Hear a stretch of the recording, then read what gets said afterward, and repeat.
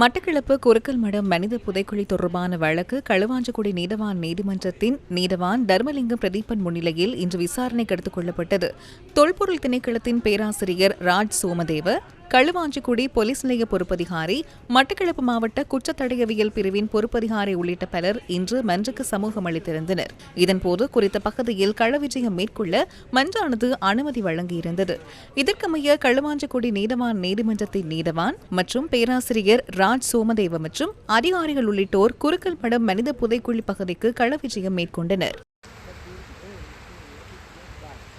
இன்று மன்றுக்கு சமூகமாக இருந்த பேராசிரியர் ராஜ் சோமதேவ அவர்கள் குறித்த இந்த அகழ்வு நடவடிக்கைகளிலே தன்னுடைய நிபுணத்துவத்தை வழங்குவதற்கு தயாராக இருப்பதாக தன்னுடைய விருப்பத்தை தெரிவித்துள்ளார். குறித்த இந்த பிரதேசத்துக்கு ஆடியோ ஃப்ரீக்வன்சி மெக்னோடெலூரிக் பொறிமுறையை பயன்படுத்தி ஸ்கேனிங் நடைமுறைகளை மேற்கொள்ள வேண்டும் என்று தன்னுடைய ஆலோசனைகளை வழங்கியிருந்தார். அதனைத் தொடர்ந்து குறித்த இந்த பிரதேசத்துக்கு கள விஜயத்தை கௌரவ மன்றானது மேற்கொண்டிருந்தது.